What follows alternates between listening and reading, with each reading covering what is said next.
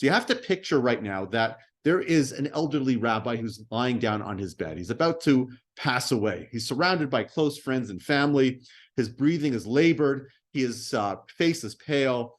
This was one of Europe's most influential rabbinic figures. This is Rabbi Yaakov Emden, and these were his final moments. He was 79 years old.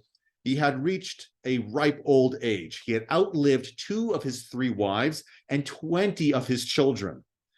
He was once a wealthy, successful businessman, but in recent years, just before he passes away, and again, this is 1776, his businesses failed, his fortunes reversed, and he and his family were compelled to seek assistance from the community funds. His health had been in decline for quite a while, and he had been gradually losing his eyesight. Yet a year or 2 before he passed away, he went completely blind, which was an incredible blow to the man because he was a bibliophile. He was somebody who loved to read. All right, so he was a bibliophile. He loved books. He had an incredible library, and he wasn't able to enjoy being able to read them. This is taking place again in 1776. It's April the 19th. And over a quarter of a century, most of Rabbi Yaakov Emden, I guess the person that we're talking about right now, why don't you move to the next page? Oh, sorry. Rabbi Yaakov Emden, here we go. See, Rabbi Yaakov Emden, he's this person over here on the left. This is Rabbi Yonasan Eybsechutz right there on the right. For the past 25 years, which is a quarter of a century, most of his energies had been devoted to one thing, ensuring that every single observant Jew in Europe knew that the chief rabbi of Hamburg, Rabbi Yonasan Eybsechutz, was not the devout Jew that he purported to be, but was in fact a secret believer in the false Mashiach Shabbatai Tzvi. And he had been cunningly insinuating Shabbatian heresy into mainstream Jewish life for up to 60 years. Now, Michael Berlin is getting all excited because he knows who Shabbatai Tzvi is, because this is a continuation of our Mavericks and Mystics series of classes. This is a continuation of that. We've been setting the stage. Rabbi Yonasan Eybsechutz had actually died 12 years earlier, but his demise had not halted Rabbi Yaakov's campaign. In fact, the demise of his nemesis seemed to encourage him, propel him further. He gave a eulogy, which was a decidedly non-eulogy, which actually astounded his audience, even people who were used to his denunciations, by just how far-reaching it was. Now, why are we talking about this? Why are we talking about the deathbed? Why are we discussing this right now? Well, because what happens next is fascinating. A small group of relatives are standing around Rabbi Yaakov Emden while he's during his final moments. He starts whispering something, but they couldn't make out what it was. So Rabbi Yaakov Emden grabbed hold of the person standing next to him, who was actually a member of the Chevra Kadisha. The member of the Chevra Kadisha bent down to hear what he was trying to say, and he was saying the following: Baruch haba Avi, Baruch haba Rav Yonasan. Welcome, my father, and welcome, Rabbi Yonasan. This was weird. Why would they be bringing up Rabbi Yonasan Eybsechutz during the last final moments of his life? They couldn't figure out what he meant, what he was trying to imply. And by the time they turned back to ask him about his intentions, what was he trying to broadcast? What was he trying to communicate? It was too late. He had already passed away. His final words were about his father and Rabbi Yonasan Eybsechutz.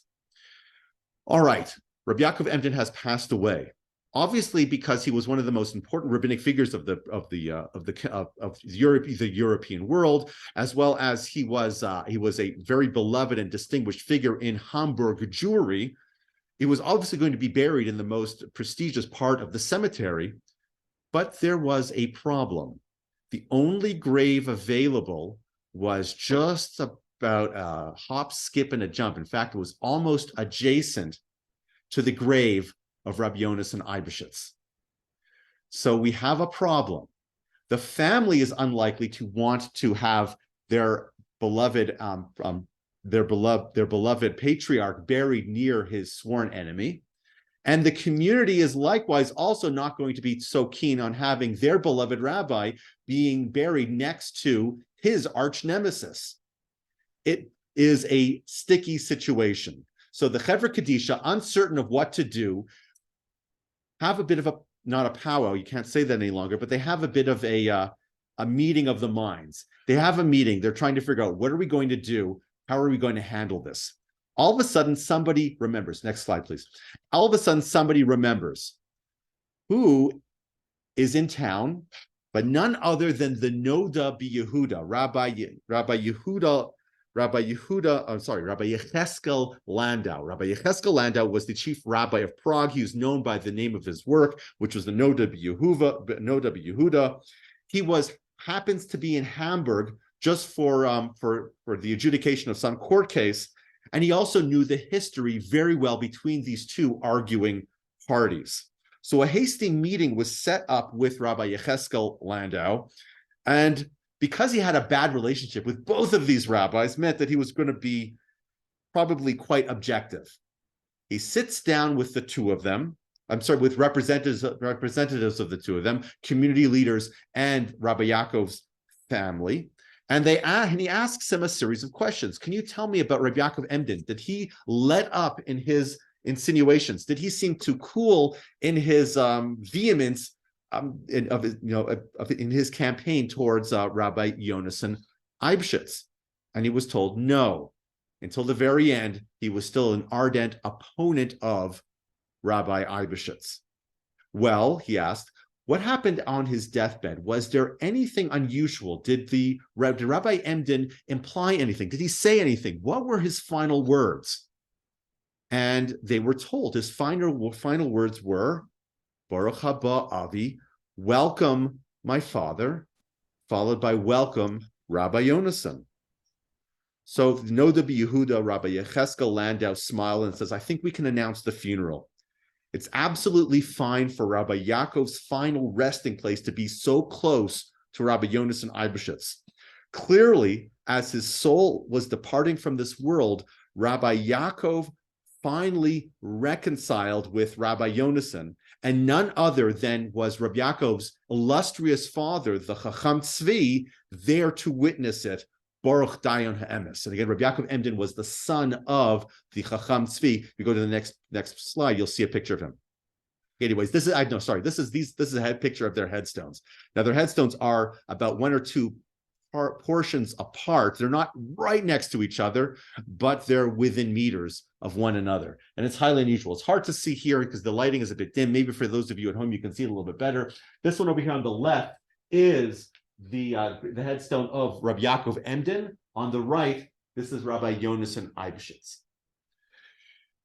So anyone who was there at this time might have possibly thought that one of the world's worst rabbinic battles, definitely the worst one in modern history, appeared to had reached its natural conclusion. This was a controversy that had embroiled multiple communities. It ruined careers. It split families. It involved the Gentile authorities of more than one country and devastated lives. Seemingly, it was coming to an end.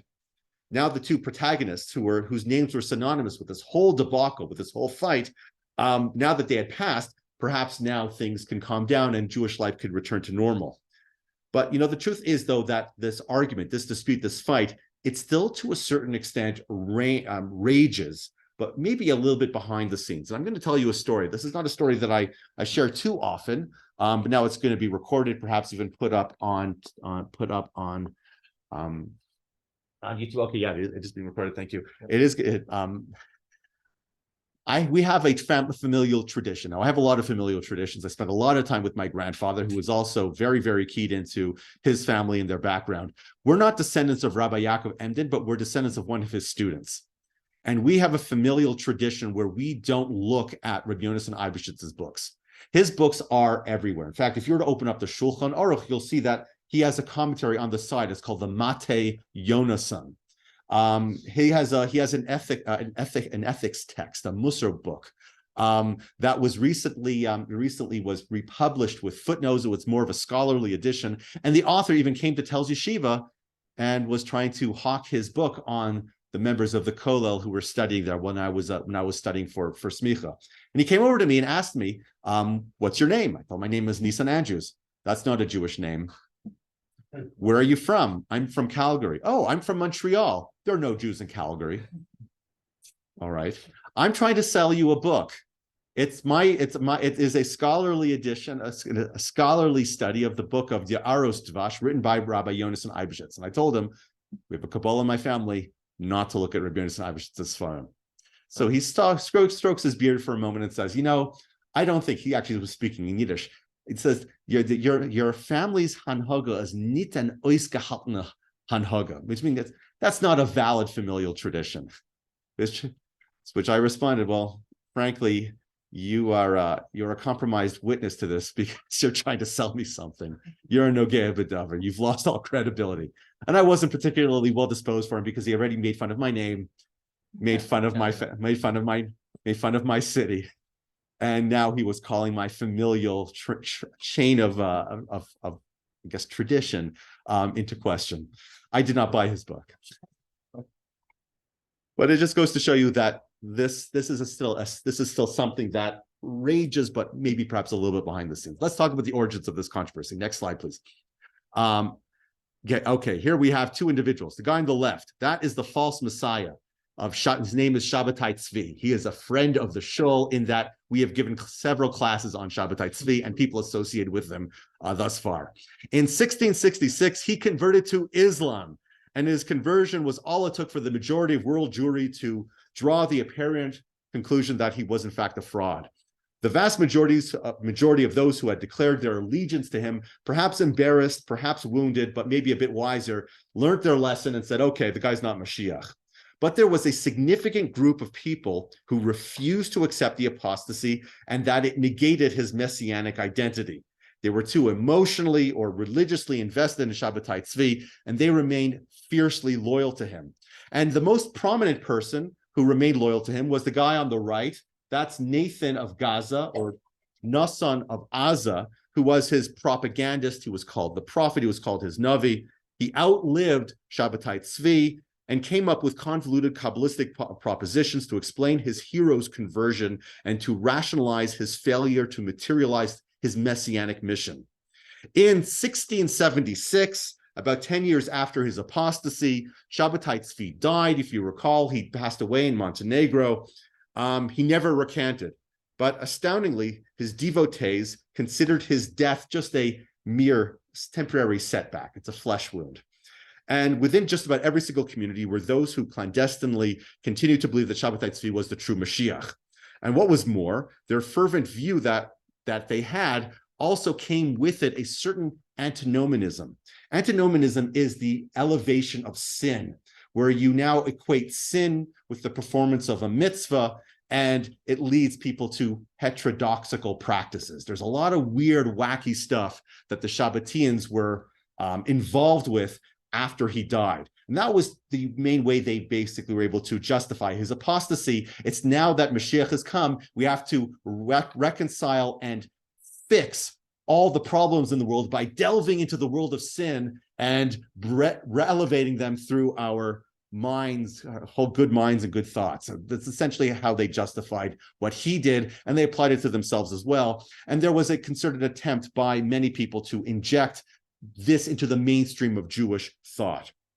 Shabbatians were a minority. They were never a large group, but their group did contain many noted rabbis and distinguished community leaders. If you were to take a look at Gershon Shalom, who was a professor of Jewish mysticism at Hebrew University in Israel, if you were to take a look at his book, he actually wrote many books on Shabbatai Tzvi.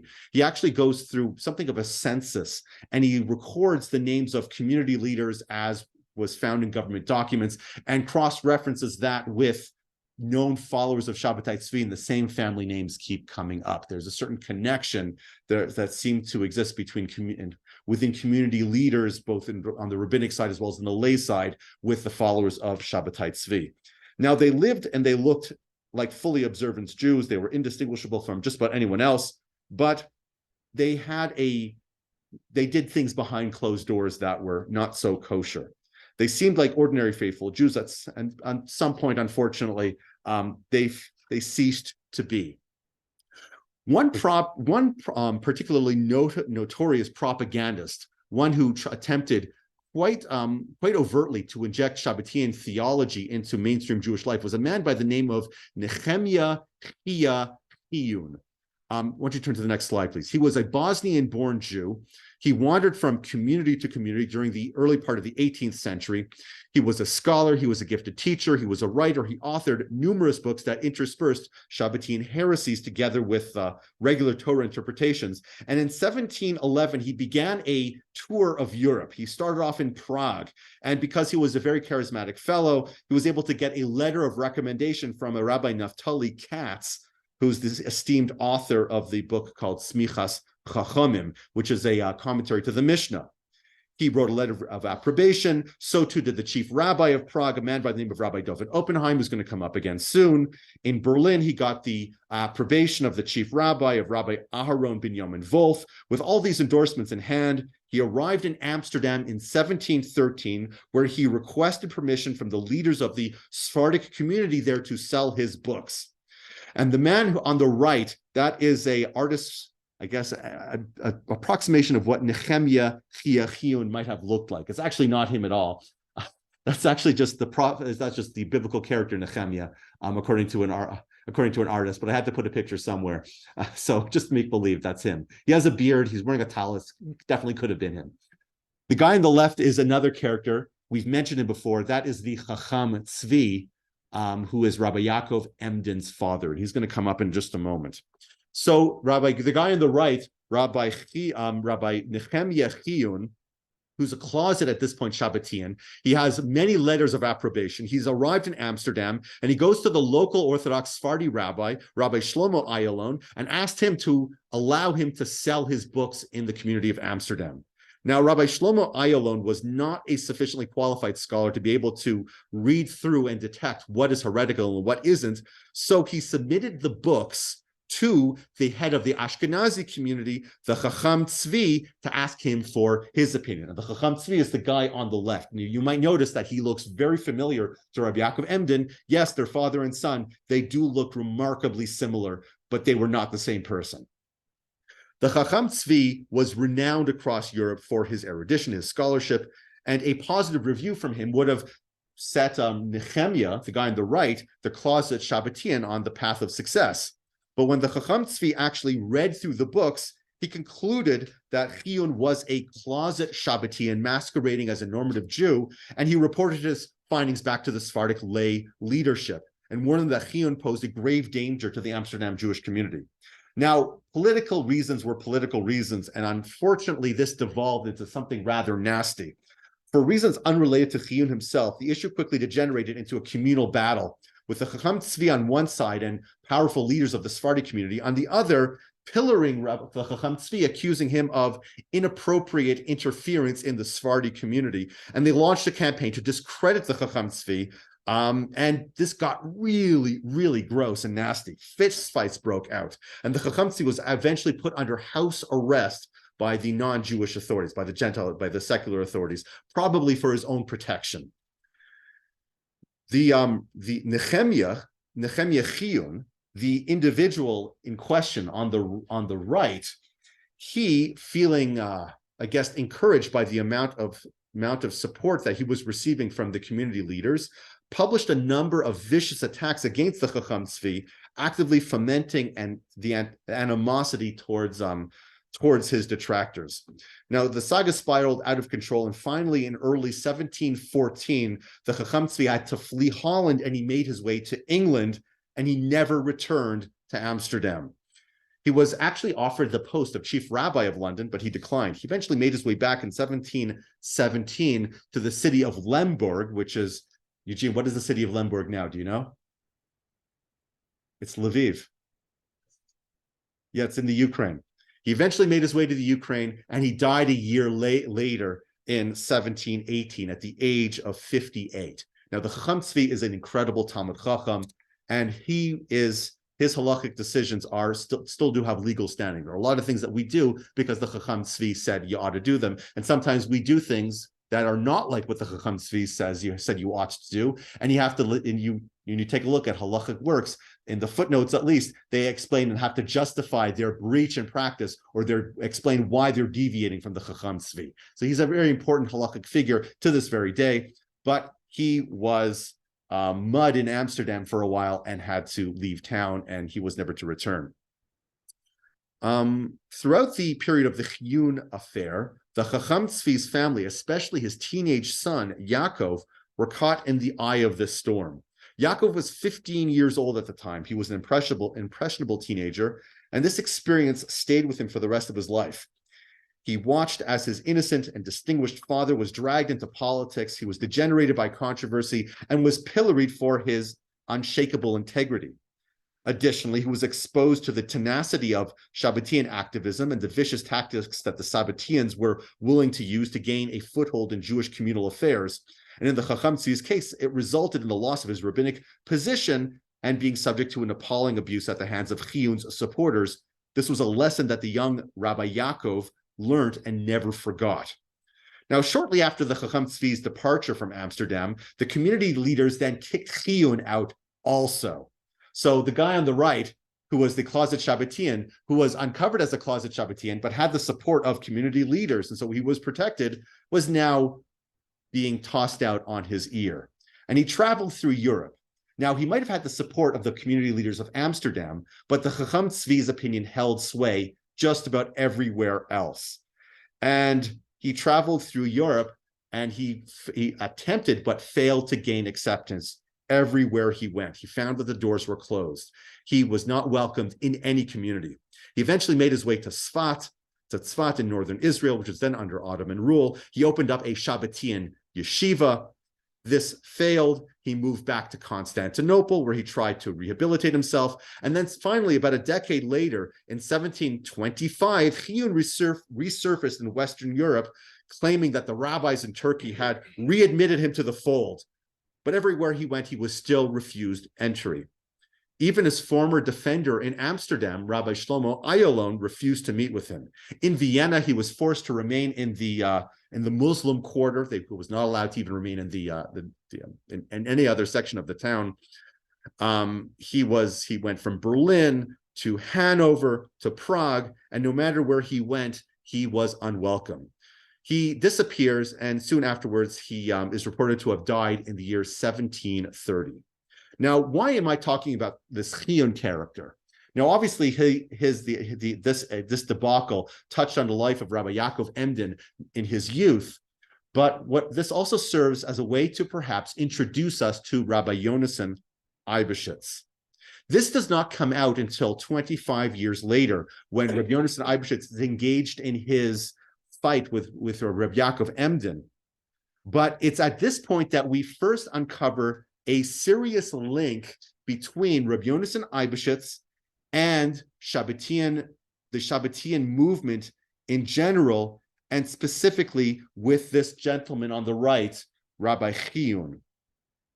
When Rabbi Chiyun was kicked out of Hanover, he was searched, and they found correspondence on him. And he declared that the individual who wrote those letters that he had in his possession that were unabashedly Shabbatian, still proclaiming Shabbatai Tzvias Mashiach and advocating the antinomian practices of the Shabbatians, was none other than Rabbi Yonasan Eybsechutz, who was a famous rabbi living in the city of Prague. Not only this, but when Chiyun makes his way to Prague, he's not greeted by anyone. Every single Jewish house closes their door to him, except for one. Rabbi Yonasan Eybschutz's wife and daughter provided shelter and food to Chiyun as he was making his rounds around Western Europe for the second time. So he was persona non grata for just about everyone, except for Rabbi Yonasan Eybschutz's family. And there's also correspondence that's found on him that he claims to have been from Rabbi Yonasan Eybsechutz that was quite clearly Shabbatian. Now, in order to appreciate the significance of this unlikely association, it's not only important for us to know who Chiyun was, but it's also imperative to realize just how illustrious and mainstream Rabbi Yonasan Eybsechutz was. He was the son of the rabbi of the town of Eybsechutz, which is in Moravia. He was a prodigal student of the yeshiva of Rabbi Meir Eisenstadt. He was the premier student, At age 25, he moved to Prague and quickly gained prominence as a remarkable speaker and an energetic community activist. He engaged amicably with community leaders, Christian and Jewish, and during the many absences of Prague's chief rabbi, Rabbi Doven Oppenheim, Rabbi Yonasan was frequently the one who filled in for him. Rabbi Yonasan had a captivating personality, and it won for him numerous allies, and it enabled him to withstand the hostility that he experienced from Rabbi Oppenheim. He did not get on with the chief rabbi of Prague. So it's not possible to overstate Rabbi Yonasan's qualities. His intellect was unparalleled. He was charismatic. He was warm. He was a gifted communicator. He was versed in every aspect of Torah knowledge. He had a ton of energy. And apart from Rabbi Yaakov Emden, no one would ever question his superior rabbinic qualities, nor cast any doubt on his abilities as a teacher or a scholar. It was these sterling credentials that precipitated widespread astonishment when rumors began to circulate during this time in the year 1725, long before his fight with Rabbi Yaakov Emden, that Rabbi Yonasan was a crypto-Shabbatian, engaging in sordid attempts to inject Shabbatian into the Jewish mainstream. So 25 years before Rabbi Yaakov Emden gets involved, there are already rumors being spread that he was somehow involved with Shabbatai Tzvi. And the controversy quite unexpectedly begins in Frankfurt. We're going to show you a map soon. You can see where all these communities are located. But there was an itinerant preacher in 1725 by the name of Moshe Meir Zolkiev. He arrived in Frankfurt. He was suspected of heretical beliefs. His room was searched, and a tome was found, a book, a sefer was written that was unabashedly Shabbatian. And when he was questioned as he was being interrogated, he said this tome was actually written by Rabbi Yonasan Eybsechutz. The investigators were shocked by this, and they realized this was well beyond their pay grade. They brought this to the leading rabbinic authorities of the day. This thing was full of antinomianism. It was quite disturbing. The rabbis were aghast, and anyone who had heard of Rabbi Yonasan was uncomfortable with this. He was a celebrity. He was acclaimed by everyone. How is it possible that such a bright rabbinic scholar, a rising star of the rabbinic fraternity, could have written or be associated with such a movement?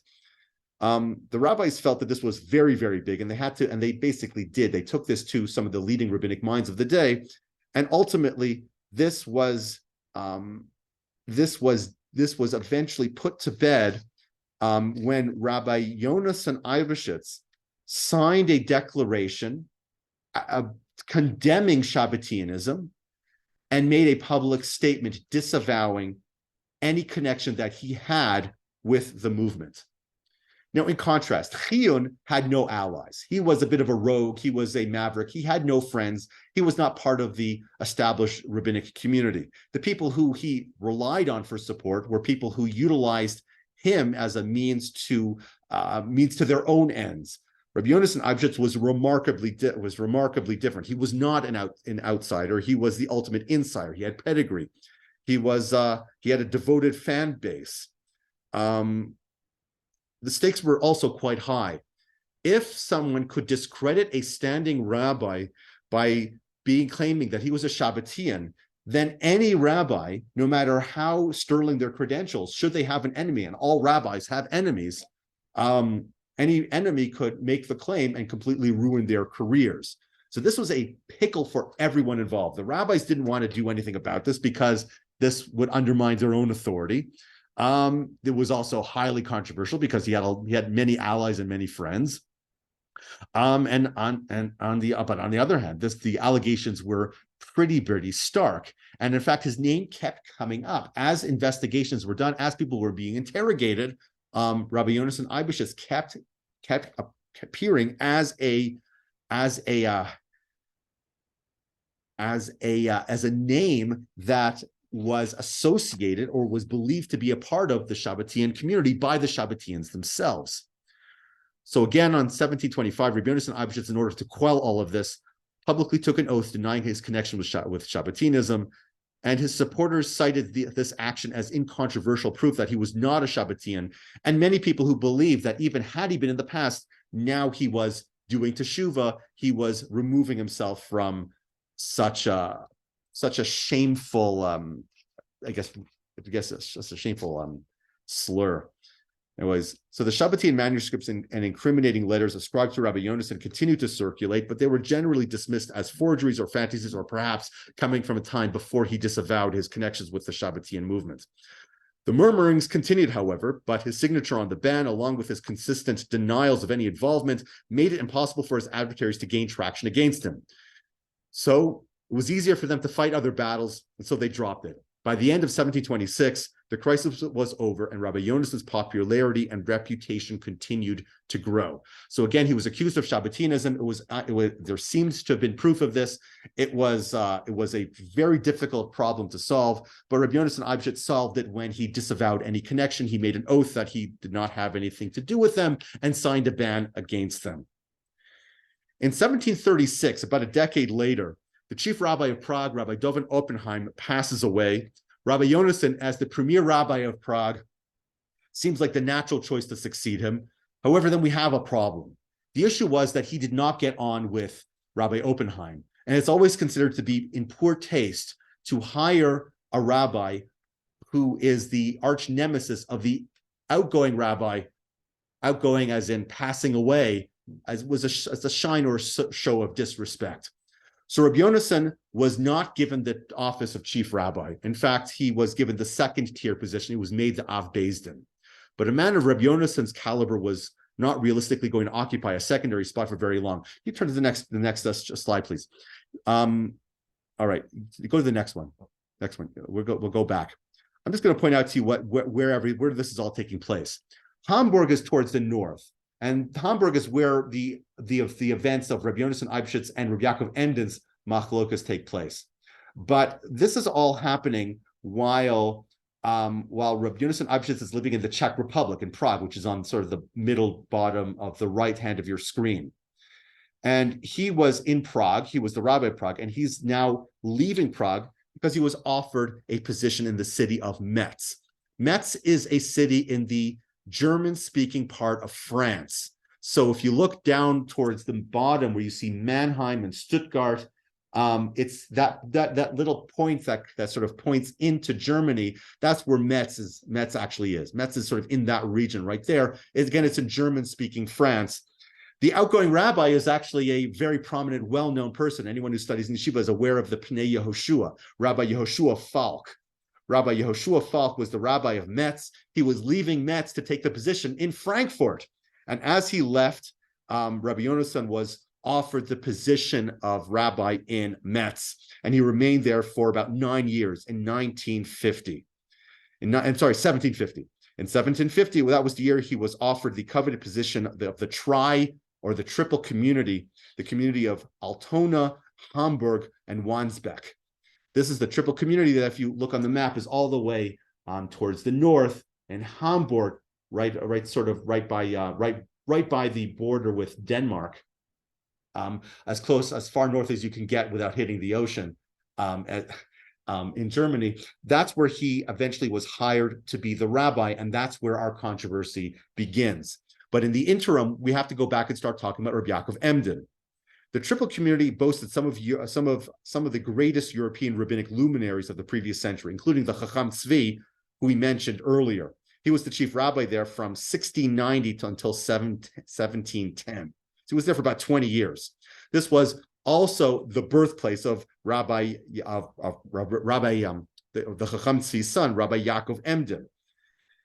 Rabbi Yaakov Emden was living in Hamburg at the time, and although he had no formal position in the community, Rabbi Yaakov's attitude towards Rabbi Yonasan's appointment, irrespective of the accusations of the Shabbatean heresy, would become a contentious issue in the years that followed. But let's catch up. Where did we leave off? We left off with Yaakov Emden, hounded out of Amsterdam in the year 1714. So Rabbi Yaakov Emden, he's about 16 years old. What? The Chacham Tzvi. The Chacham Tzvi was the father of Rabbi Yaakov Emden. So the Chacham Tzvi was hounded out of Amsterdam. While his father left, the whole family went along with him. Maybe he didn't run away to London. He might not have gone to London, but they definitely left Amsterdam when their father did as well. Rabbi Yaakov Emden did not have an easy childhood. His father, the Chacham Tzvi, found it very difficult to maintain an easy relationship with communal lay leaders. He did not appreciate constant political maneuvering, and he really abhorred any kind of misbehavior.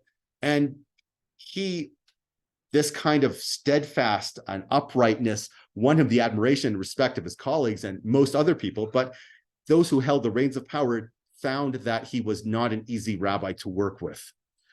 As a result, he was unable to offer his children a solid education. They were all homeschooled, and usually they didn't have private tutors, which meant that the Chacham Tzvi usually learned with his children. Rabbi Yaakov Emden wrote an autobiography, and the Rabbi Yaakov Emden is who we're focusing on right now. Rabbi Yaakov Emden later wrote that he studied privately with his father, but these study sessions were intermittent, and as a result of constant pressures and difficulties in his father's life, he didn't have a ton of time to learn with his son, Yaakov. Now, this challenging background makes it all the more remarkable that Rabbi Yaakov turned out the way that he did. There's no question he was extremely bright to the point of being a genius. His intellect was, however, amplified by his extraordinary motivation and superhuman self-discipline.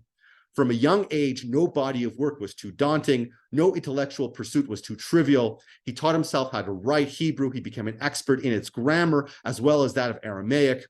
He understood every nuance and every feature of these languages. He finished the Talmud in his teens, and he mastered every aspect of Jewish law and halacha. He also explored the complex world of Jewish customs and traditions, and he wrote a book on the origin and the evolution of the Siddur, which is still a greatly studied resource. He taught himself public speaking and was considered to be a master orator. As the eldest son of the Chacham Tzvi, it also meant that he was simply respected because of who his father was. So in short, Rabbi Yaakov possessed the exact qualities that should have propelled him into a rabbinic career. He had the brains and he had the genes, but there was a problem. What Rabbi Yaakov did not possess was patience or the ability to suffer fools or crooks. He was inflexible, and he refused to compromise, kind of like his father. He would never massage egos in order to get anything done, and he considered flattery to unseemingly and inappropriate people to be wrong for a religious leader.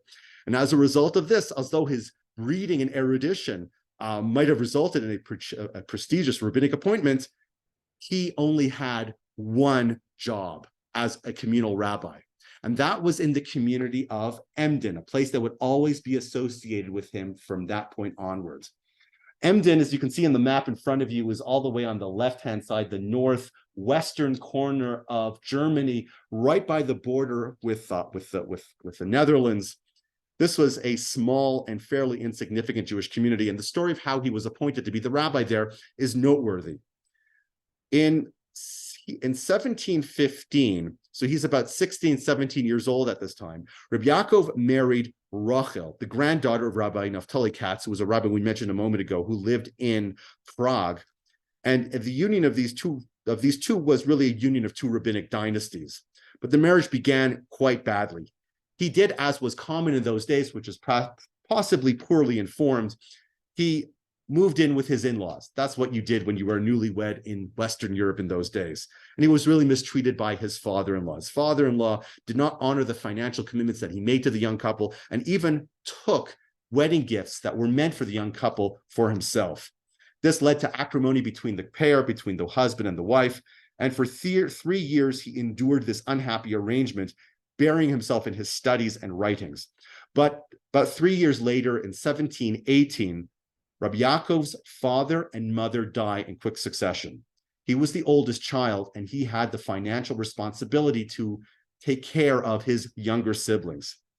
He traveled wide and far to collect the debts that were owed to his father, but nobody would pay, and people would offer to help, but those individuals often turned out to be scoundrels and thieves. He was robbed numerous occasions. He became physically sick. He went through bouts of depression. And when things really turned bad in about 1729, he was offered a rabbinic position, again in Emden, which he accepted immediately and settled there. But his instinctive reluctance to become a community rabbi turned out to be quite correct. He was unable to handle the lay leadership's insubordination, and he couldn't bear the sense of entitlement that wealthier members of the community had. So in 1732, after only 3 years, he has had enough and he leaves. And he makes his way back to his hometown of Altona, Hamburg, and Wandsbek, the tri-community, specifically to Altona. Now, the end of Rabbi Emden's rabbinic experience was a turning point in his life. He would never again work for a Jewish community in any formal capacity, and he was very glad of this. He made jokes about this numerously. He wrote about this. He did not like being a community rabbi. But though he was glad not to be a community rabbi any longer, he was always acutely aware of his standing as a rabbinic individual, a man of unimpeachable integrity and distinguished ancestry, and was always extremely conscious of the deficiencies and weaknesses of other rabbis, the worst examples of which he loathed with a passion. After leaving Emden, Rabbi Yaakov settled with his family in the town of Altona, and he was quite successful in the businesses that he established there. He gained some wealth. He claimed various physical ailments prevented him from walking, so he approached the community leaders, asking them to allow him to build his own shul in his home, and he was given permission. Now, it's true that he suffered from intermittent health issues throughout much of his life. It's likely that he just didn't want to associate with the senior rabbi of the town, a man by the name of Rabbi Katzenellenbogen, who he viewed as being a substandard scholar. So in order to ensure greater privacy, to make a sort of fence around any kind of communal strife that his sharp and biting tongue would potentially facilitate, he tried to open his own shul, and he was successful. He was given permission, and this is how he was able to preserve his good reputation and good graces in the community for the next 12 years or so. In 1739, about a decade after this, Rabbi Yaakov's wife, Rochel, died after giving birth to a daughter. The daughter also passed away soon thereafter. Rabbi Yaakov married again, a woman by the name of Sarah. She also passed away in just 3 short years. And finally, he married his third wife, who was his niece, the daughter of his brother Ephraim, who was the rabbi of Lviv at the time. But this marriage proved to be very challenging, particularly because his wife, Bat Yatzivia, found it difficult to get on with Rabbi Yaakov's daughters from his first marriage. As mentioned, the financial situation improved, and he became a wealthy, well-to-do, and well-respected rabbi in the community who maintained his distance in order to ensure that Shalom reigned supreme. But that came to an end in 1749. It was at this time that Rabbi Katzenellenbogen passed away, and a fight debrewed. There was strife that was brought about with his demise as the community struggled to figure out who would be their next rabbi, who would take over from Rabbi Katzenellenbogen. Rabbi Katzenellenbogen passed away, and a list of names came up as potential contenders for the coveted position. Most notably, Rabbi Yaakov Emden was among them. He didn't put his own names forward, but he had many admirers in town, and he was a well-respected rabbi. And in fact, his father, the Chacham Tzvi, had been the chief rabbi there for years. So he was a viable contender for the position. But Rabbi Yonasan was also a contender, and he was probably the most prominent of all the candidates. He was 60 years old by this time. He had an outstanding reputation as a rabbinic scholar, an exceptional public speaker, and he had many admirers in the triple community. Murmurings that surfaced about his alleged Shabbatine leanings were dismissed as the tittle-tattle generated by jealousy or as maneuvering by supporters of other candidates. While it's true that the other candidates, most especially Rabbi Yaakov Emden, were free of any association with Shabbatianism, none of them could match Rabbi Yonasan's fame or acclaim. But that said, the lay leaders, despite the fact that Rabbi Yaakov Emden was there, he was present, he was the natural successor, they were not eager to appoint him. While they respected his scholarship, they were aware of his prickly nature, and they viewed him as perhaps something of a hothead with no political acumen. So a year went by, different factions within the community promoted their preferred candidates, and eventually, May the 14th, 1750, the Rabbinic Selection Committee sat down to make the fateful decision, and a vote was taken, and the winner was declared. The triple community's new rabbi would be Rabbi Yonasan Eybsechutz. An official letter was dispatched to Rabbi Yonasan, and he sent back his acceptance of the position. And he made a commitment to be in town before Rosh Hashanah. He left Metz as quickly as he could and slowly made his way town by town to his new home. Now, you'll notice here, I pointed out that Rabbi Yonasan Eybsechutz lived in Metz at this time, which is in French, the German-speaking part of France, which is that part that juts out into Germany in the bottom left-hand corner of the map. You can also see just how close Frankfurt is to that section of France. And you can also see that Hamburg, which was his ultimate destination, was to the north, and Frankfurt is a stop on the way. One of those towns that he stayed was, in fact, Frankfurt. He stayed there for a number of weeks. In the period immediately before his arrival there, several pregnant women had died in childbirth or lost their babies in childbirth. And Rabbi Yonasan, who was known to be a writer of cameos, and I'll explain what they are in just a moment, was asked to write cameos for the women of Frankfurt. We'll go to the next page, please, Ephraim. Okay, go to the next one. There you go. So this is a picture of a cameo. Now, this is a scroll that has a lot of writing on it and a bit of imagery. This scroll would be would be rolled up and put into something like an amulet for women to wear. In the days before modern science and modern medicine, this is how people dealt with challenges like mortality and pregnancy and things of that sort. He wrote cameos, and people always were interested in seeing what was in the cameo. And before he departed from Frankfurt, a number of his amulets were opened up and reviewed by local rabbis. Their conclusion was that the amulets that he wrote contained Shabbatian heresies and references to Shabbatai Tzvi by use of cryptic Kabbalistic codes. But rather than confront him in Frankfurt, the rabbinic investigators instead sent letters to their friends in Hamburg, alerting them that their new chief rabbi was not who he appeared to be. He behaved in complete conformity with normative Judaism, but he was, at least they wrote, was a Shabbatian who dispensed blasphemous amulets to unsuspecting folk seeking his help in difficult circumstances. Now, it was at this stage that Rabbi Yonasan Eybsechutz was completely unaware of these new accusations. And you can, as I've mentioned, these accusations dogged him for his entire life. From his very early age until now, he's in his 60s, there were always these rumors, there were always these accusations, there were always these witness testimonies. This was something that was like a cloud that followed him wherever he went. But he was not aware of this at the time, and this was sort of simmering below the surface. He eventually arrived in Hamburg in 1750. His entrance was dramatic. A huge crowd gathered at the gates of the city. He later, in Altona, gave his main address. Once you turn to the next screen, please. He spoke in the main synagogue of Altona, and here's a picture of what that synagogue looks like. This was the main synagogue of Altona. I do not believe it exists any longer. I believe it was destroyed during the Second World War. But this was a picture. This was the shul where he spoke, and it was packed to the rafters. People crowded in so that they could be present at this historic occasion. He was quite an incredible public speaker, and in his first inaugural drasha, he paid tribute to the numerous community notables, including Rabbi Yaakov Emden, who was actually not in attendance at the time. He quite wisely assumed that because he was a contender for the position, it would make things awkward. He stayed home. Now, lurid stories about Rabbi Yonasan's affinity with Shabbatinism became a staple topic around every Shabbos table in the Triple community.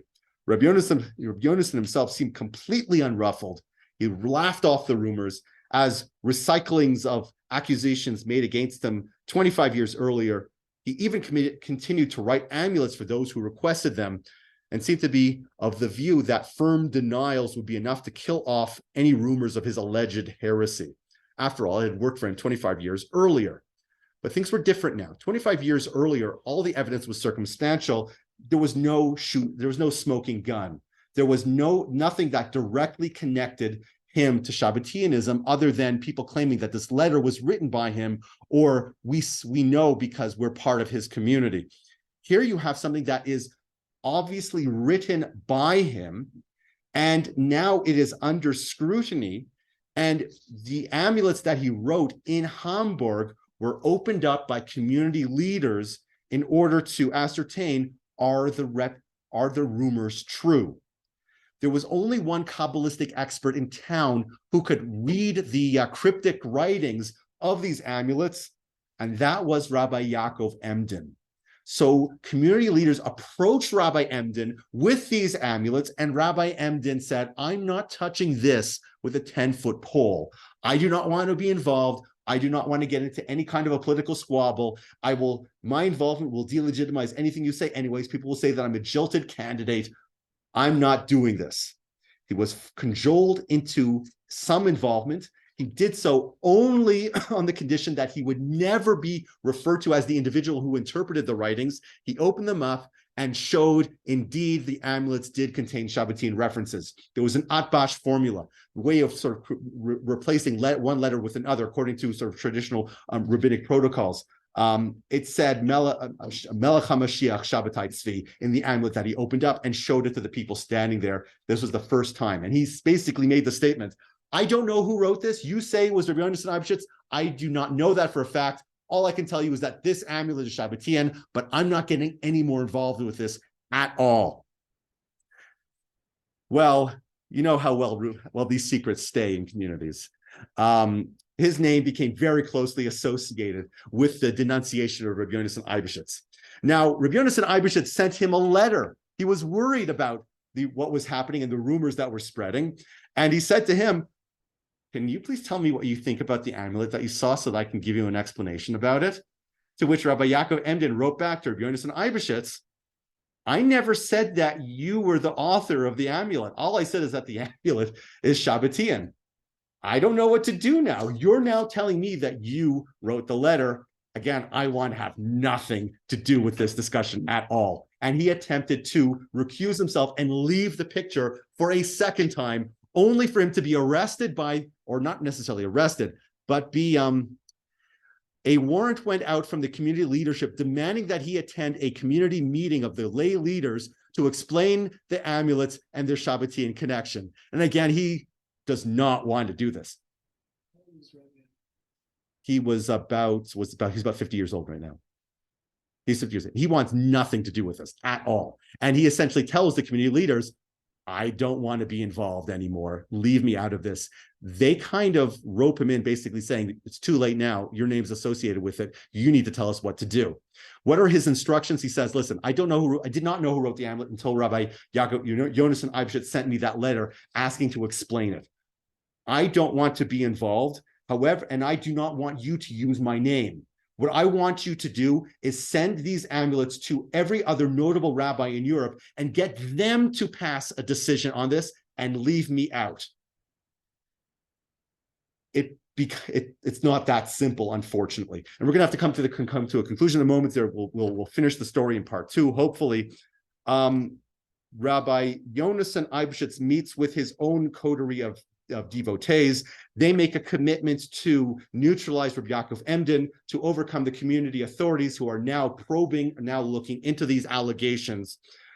At the same time, the community leadership itself is completely divided with factions developing within the community lay leadership, where you have some people saying that we just fire the man because of this allegation. There are other people claiming that Rabbi Yaakov Emden is completely untrustworthy. He's a jilted candidate. He's just jealous of the role that Rabbi Yonasan Eybsechutz has in our community. And we have others who are basically saying, let's review this. Let's go over this. And that's essentially what they did.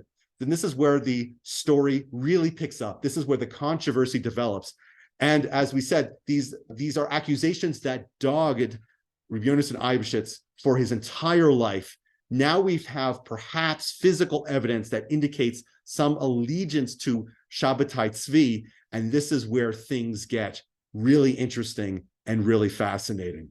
And I'm open to questions, comments, or rebuttals, but before we do so, we will end the recording. So you can just exit the PowerPoint and